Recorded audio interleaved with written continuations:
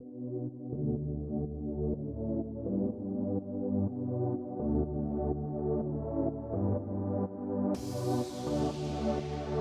play golf, you fish, you hike, and you do a lot of mountain biking. Is that what took you to Utah, or that's just a perk? Certainly, that's what attracted us to Utah. Just you can do all of that.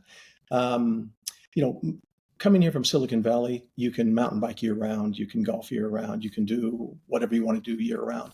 But here, just the absolute beauty of nature that, every time we would go to hike or bike in California, you were there with 1,000 of your friends, right? It just gets very crowded.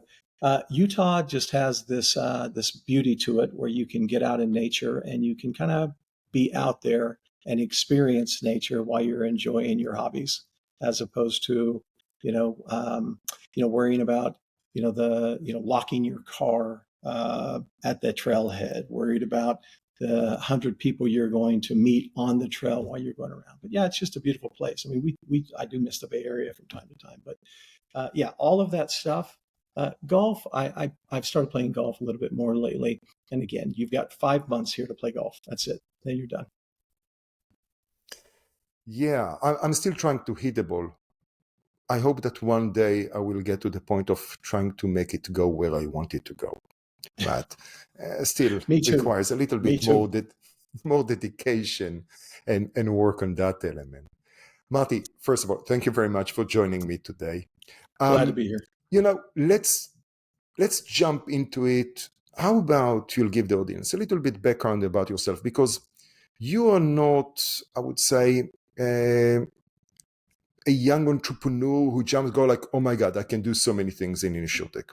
You had a little bit of 1, 2, 3 careers, and you're a very, very experienced and seasoned entrepreneur and a CEO. Tell us a little bit about your background. Yeah, so I've had an interesting background because I've been able to be in the beginning of a few just game-changing technologies and industries. E-commerce was the first one. And, I had the opportunity to have been working with a company by the name of QVC when e-commerce took off. And we were able to start the online world for QVC. And then I moved over with Barry Diller into HSN and into the whole world of IAC or USA Networks, and had the opportunity there to work with companies like Ticketmaster and CitySearch and Expedia and Hotels.com and Match.com, companies that were acquired by IAC at the time. And that's what really kind of got me into the entrepreneurial spirit, working for these multi-billion-dollar companies and seeing what we could do with their properties online. And then I did that for quite a while, doing M&A as well as operational stuff. But the thing that really kind of got me where I was just looking at all things tech was wireless technology, because taking everything you could do with an IP network and making it wireless. I remember when we were trying to figure out how to take a video and make sure that a video compiles through bits and bytes and packets on the phone along with the audio. That sounds funny today, but that was a major problem we were trying to solve. And I had the fortune of working with companies like NTT Docomo and AT&T and Verizon and Singtel and all these companies that were trying to make this work. And then iMode, of course, through NTT Docomo, kind of put the packets together, right? So then from there, it was just a beautiful thing to roll out. But, looking at everything from a technological lens and looking how technology can solve the problem, as opposed to looking at how, things that would take you away from automation, but toward automation. That's what kind of drove me through my wireless days. And I also, I was the CEO of one of the most advanced high performance computing companies in the world. We had most of the patents that governed that world. It was a company by the name of Adaptive Computing, and sold that into private equity. And I spent time in aerospace, helping a very good friend of mine start a company that's still going strong for radar detection of small nefarious drones that could fly into a stadium and cause havoc, whether it's a biological or an explosive. Or, so just that was a blast. And then I got into a very interesting world of doing business with small medium businesses that run medical oriented offices, mostly sole proprietors like dentists and doctors and optometrists. And we use technology to solve their problems for them, to solve their customer interfacing, customer interaction, customer experience. And when I stepped out of that, I didn't think I was going to step into anything again. I thought I would just serve on boards and enjoy my hobbies, right? Enjoy golf, enjoy mountain biking, enjoy fishing. But I joined a board of Arturo, and I loved the tech, but I loved the industry. And as I looked at insurance and I looked at real property, I mean, we can, insurance is the bulk of it, but you've got county tax assessors, you've got mortgage companies, you've got land developers, contractors. All of these entities benefit from the technology that Arturo, company that I now lead, brings to market. But all of this is starting. Timing is everything, right? All of this is starting to culminate in this cycle of upgrading platforms for the insurance carriers in particular, moving away from some of the legacy systems that they've clung to and have used for years and years and years. One of my friends that works for a very large U.S. Insurance company told me a couple of months ago that they're still using a platform that was put in place 35 years ago when he joined the company. And the move that insurance companies are making right now to embrace new tech, again, it's all about what you can do with technology in an industry and how much is that industry willing to move and how quickly are willing to move. And that's what got me into this stage of my career in insurance. But I don't come from insurance, but I come from technology. What's Arturo? What do you guys do? Arturo is this little gem of a company that has been around for about 5 years.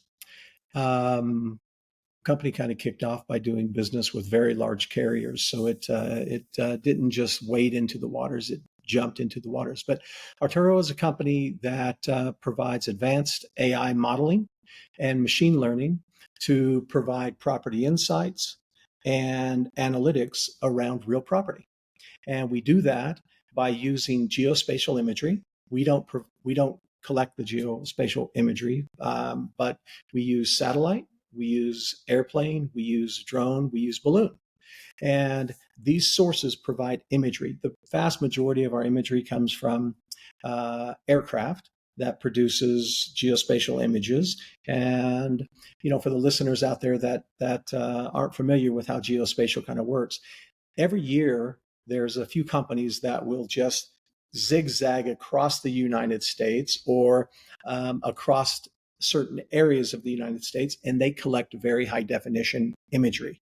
And from this imagery, we are able to extract, oh my gosh, I mean, we as of today, we're pulling in 160, 170 different attributes from these images. So our machine learning and AI looks at the image and pulls out everything from roof material, looks for rusting, ponding, slope. It pulls in information about the AC units, how many chimneys does it have, what is the roof condition, roof scoring, is there a swimming pool, is there a hot tub, is there a sports court?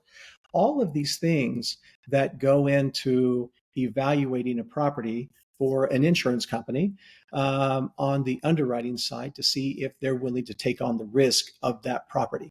And it's the risk assessment element that kind of is used, that plays out down the entire life cycle of that customer.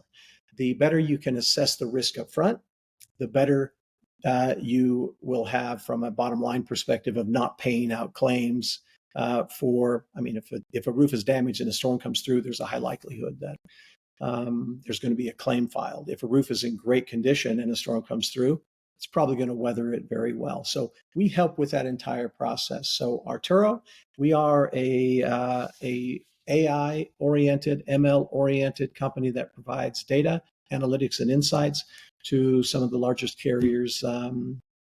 We primarily are in Australia and the US, but some of the largest carriers in those regions. So geospatial and data enrichment, I think that it's been, how can I say that? We see many companies in the space, so you have a lot of competition. If you walk the streets of the conference center or the expo last year at ITC is coming soon in October, there were a dedicated street for the geospatial insights and different companies. We've seen a few acquisitions, we can name their names or not. We've seen a few failures. What's the difference between them? How are you guys positioned differently than all the different geospatial startups that are out there? Yeah, there are, and I was at ITC last year and walked down that same aisle. We do have some good competitors in the marketplace, and because the market's heating up a bit, the acquisition side of things has heated up, which forces more innovation, right? But when you look at Arturo, when you look at any of these companies that are in the business of evaluating an image, mm-hmm. It comes down to the AI models that you are building in-house, how effective they are, how reliable they are, and how accurate they are. So we use, let's just say 35, 40 different models. And these models have advanced so much in the last year that the accuracy of the data we're pulling is, 90, 95%. Now you look at that and go, well, shouldn't it be 99, or should it be like a telco company where you have to have 5 nines reliability? Nope. When you're analyzing millions of images, because we don't just analyze 1,000, 10,000, 100,000. We analyze millions of images. Your ability to get a 95% accurate view of things, and then you take that data and you apply it, a million times over, you're going to be able to increase your accuracy from that. But it's the AI models that we have created. It's the way that we utilize the Gen AI platform that we sit on, and the tools that they have as well, because we're not doing this by ourselves. Now, the technology we bring to the table is very robust, and we're able to pull so much data for insights, for action, and for scoring. That's great. But it's the other pieces of data we pull in, like weather, seismic activity. Where's the nearest fire hydrant? Is there a brush fire active? Because our platform is extremely visual, right? Because you are, to remove the imagination a little bit, imagine a very high definition map of the US. And our customers can look at every single area they have policies throughout the US. It's like a heat map. And they can drill all the way into the individual property and get a 7 centimeter, a 5 centimeter view of that property. And if there's a storm coming in, we can overlay, what's the projected storm surge, right? If it's going to be 6 feet, how many of those policies are going to be in danger? So there's a proactive, predictive side, so you can react much more quicker. And I think that's the thing that has certainly attracted us to customers. And it is the reason why, as of late, we've been winning a lot of deals against our competitors. It's that element of it. By the way, one of the things that I really liked about your website, that, by the way, folks, if you're interested, go to ARTURO.ai. I would say that's first of all, beautiful design. Secondly, you see the use case over there, right? You can scroll down, you can see the different use case, how the scenario rolls out. And what I loved about it, and kind of tying it to the position in the market, you are addressing someone who is the potential homeowner, the potential policyholder, not the underwriter, not the claim adjuster, but you jump directly to the policyholder and say, okay, this is all the things that you need. And you give that visualization of your platform and all the data and all the numbers. And I was very curious about how you tied in the alerts of, as you mentioned now, you have an earthquake, some sort of a hazard coming in. And is that something which is actionable in terms of when we look at features, how people are actually using that? Or is just that that's a nice to have? Well, so to do underwriting and determine the risk, you want to take all of those things into consideration. Mm-hmm. From a homeowner's perspective, now anything we do to interact with the homeowner goes through insurance, through the insurance company, through the insurance carrier right now. But imagine, and this is a big piece of what we're providing, and will be providing in a much more active way, is the ability for the policyholder to actually understand how a insurance carrier sees their home. Because right now, if you want insurance, you go and you can answer 40 questions or 20 questions. If you have pre-fill, you can offer 10, right? I mean, so you go in and you say, hey, give me a quote for insurance. Well, insurance company comes in, they pull up our tech, they look at the image. It has all of these different things. Maybe there's 40% tree overhang on the roof. Maybe the gutters are maybe there's debris in the gutters. Maybe there's debris on the roof. Maybe there's a fence that's down, a swimming pool that's not fenced. Perhaps the trees are, just growing very close to the house, which is a major fire danger. Well, insurance company looks at that and goes, "Oh, my hell, there's a lot of things going on with this house." Well, a property owner doesn't look at it like that. But what if they did? What if they did? And so this is a meet your house type of initiative, right? And insurance carrier can send that image to a homeowner and say, you know what? You've got 3 tons of oak branches just hanging over your roof. If you could trim those back, you could reduce your rate. Hey, you have no fire perimeter at all. If you were to create a fire perimeter, you might be able to reduce your rate. Fence your pool. Better yet, put water in your pool, whatever. Here's 10% of your roof, the shingles are damaged. Replace those 10% and we can cover you, right? I mean, it's that type of interaction, but from a homeowner's perspective, again, it goes to this the way that we look at the world. It's, can we help you maintain your home, right? I mean, can we help you maintain it? Can we help you replace whatever needs to be replaced, and can we help you repair? But all of that begins with monitoring. So insurance companies, I read Wall Street Journal a few months ago, insurance companies are spying on you. They're using geospatial. They're not spying on anybody. They're not spying on anybody. There's nothing nefarious going on here. But again, if an insurance company can help a policyholder or a potential policyholder to monitor their home, to maintain it, to repair it before they have to replace, then it's a win for both sides of that coin. You get better rates, and you end up as an insurance company not having to pay out as many policies. And that's that crucial interaction between policyholder and insurance company that we're helping to bridge. Who's your customer, the insurance company or the policyholder? The insurance company is the it's a good future question, but the insurance company, and that's where if we can help them be usually successful, define it who pays for the service, right? So that's the insurance company. It is the insurance company that pays us. Yeah. Now, all the discount, the deductible, all that stuff that comes in, well, deductible is the wrong definition here. It needs to be filed. So how quickly can they adopt a new solution?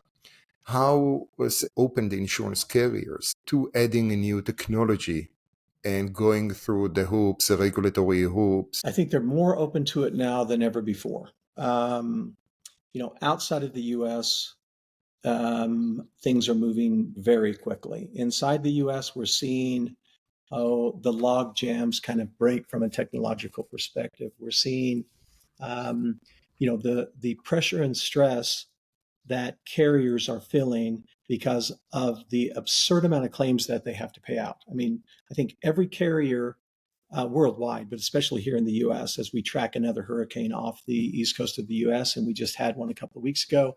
We've had tornadoes, we've had floods, we've had fires. I mean, Paradise, California has had yet additional issues above the catastrophe that happened a little while ago. And insurance carriers bottom lines are starting to stress very heavily, which impacts everything, not just stock price. It impacts everything. Well, that forces a lot of action. I mean, it forces the move to automation, whether it's underwriting, claims processing, fraud detection, customer service. It's forcing action to be taken by these carriers. And there's these carriers are smart. They have innovation labs. They have data science. I mean, they're smart, but they also know that a sea change will take time, and it will take change within the organization to be able to support the new technologies that are coming out. And that's what we're seeing in North America. So we are seeing an uptick in transformation, digital transformation. Well, innovation costs money. And if something, as you said, insurance companies are smart, they have money, they've been bleeding money. Usually, technology is a cost center. It doesn't generate revenue, so it's very hard to tie it to the bottom line because you need to see the vision and how it comes later on. It's not revenue. Sometimes it will be more about can we reduce the operating cost or whatever operation expenses that we have. Mainly, it will affect, in your case, in the insurance indicator of the loss ratio and stuff like that, and from there the combined ratio, etc. I always find it interesting, that kind of a vision of seeing the 2-3 steps forward, especially when it comes to insurance companies, that you need to think about it. How does it impact me in the next 3 to 5 years? Because the feedback is not immediate. From all the different startups and more mature companies that I get decks, it's like, hey, we're doing this. Even today, I got this very interesting email. Can you give me your feedback about this kind of AI that is doing A/B testing? Now, that's something that you can get a very quick feedback. It is, but you've got to look at it like this.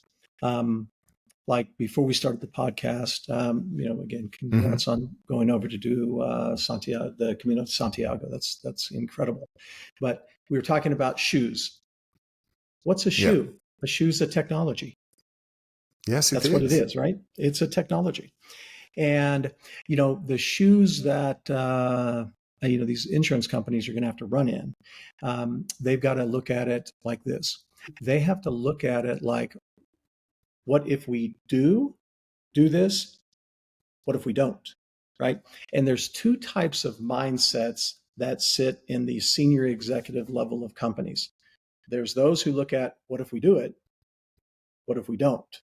Right? And sometimes getting those two, right brain, left brains, on the same page, that's what you have to do, because the ROI might not be paid back for 2 years, 3 years, right? But there are some things that will immediately impact. So customer interactions are probably the most sacred thing that any company should house within their organization.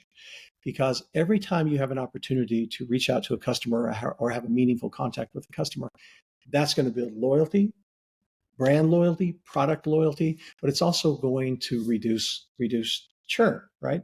And the areas that have adopted AI more than any others is call centers, our call centers, right? I mean, call centers have some of the most advanced AI anywhere. And so there are some that you know you're going to get a big return on investment from. You know that, and there are other areas that, I mean, it's like anything else. Whether it's a mole on your forehead that looks a little bit suspicious, go get it checked, right? Because it's not going to get better just leaving it alone. That's the way a lot of stuff happens in technology. It's not going to get better leaving it alone. It's going to get farther behind. So the ability, and we talk about A/B testing. I'm on the board of directors for one of the most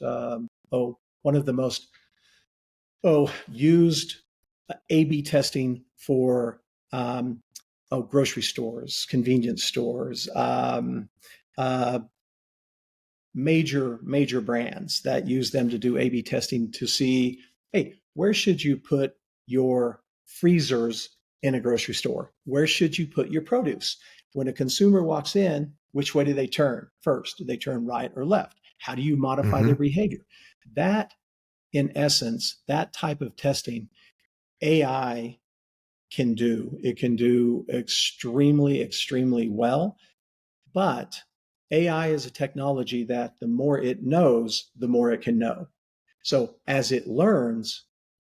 And as it continues to learn, it continues to learn. And that's the part of AI that kind of freaks people out, I think, right? That's what freaks them out. It's like, wow, Yeah, it's but making its I own would say that decisions now. where do you see the difference between the top tier carriers, right?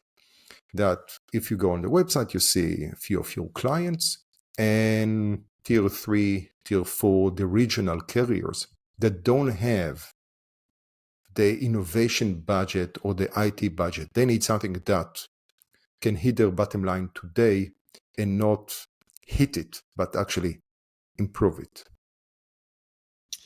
So the larger carriers, and this is the movement that we've seen for the last few years, the introduction and advancement of MGAs, managing general agents, right? They're all over now, and certainly when larger carriers are exiting certain areas of the U.S., MGAs are filling in, and MGAs sell a lot of the products that are created by the larger insurance companies. They become resellers, and there are some that are getting to be very large, and they use their own innovations, especially around the customer engagement, customer interaction, customer acquisition, Mm-hmm. customer retention side of it. Larger carriers, when you're dealing with, I don't know, 5 million customers, 10 million customers, this is massive, right? So where do you point your investments, your cash? Where do you point your innovation labs?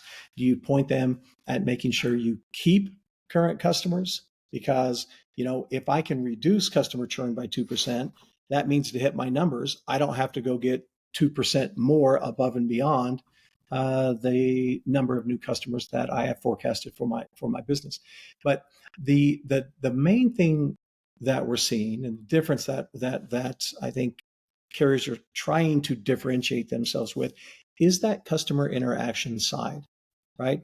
Apps, portals, making it just simple, easy, and elegant for customers to interact with them, more meaningful communication with them.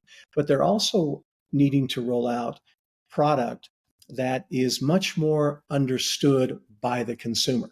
Because if you look at regulatory issues, right? I mean, in underwriting, policyholders, they may get a payout of a policy of $3,000, and then all of a sudden the carrier drops them. Why were they dropped? Well, this is catching the attention of the regulators at a federal level as well as state levels. And so, as we see more consumer protection, consumer advocacy type movements from a regulatory perspective come into play, I think that's going to start to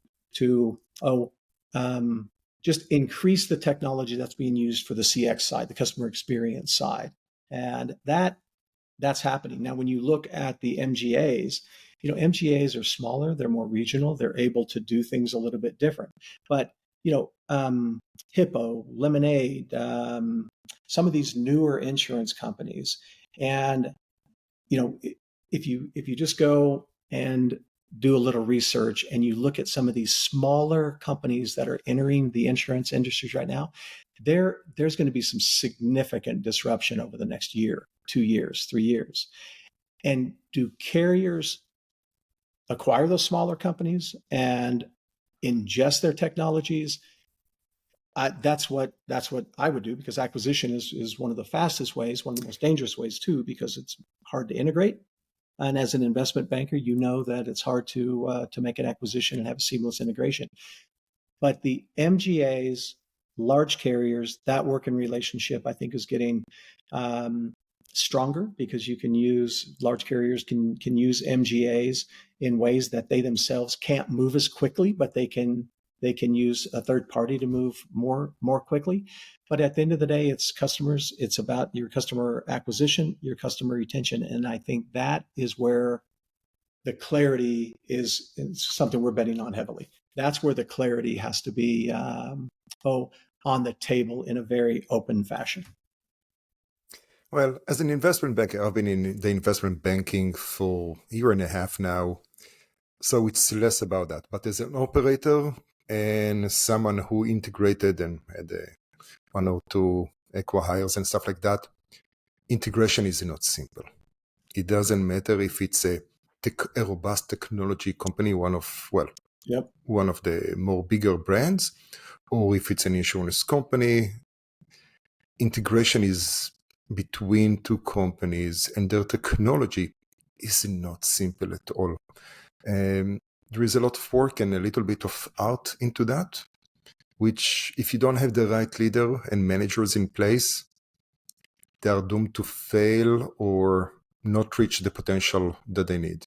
I've seen, if it's more about just a business integration, buying a book, that's much easier. But when it comes to the technology, if they don't know how to integrate it back to the core, most of what I've seen so far is buy so you can shut it down. Or keep it in place just as an external, some sort of a vertical integration. Last question, the same question I'm asking everyone. What advice would you give yourself or any new entrant to the insurance industry?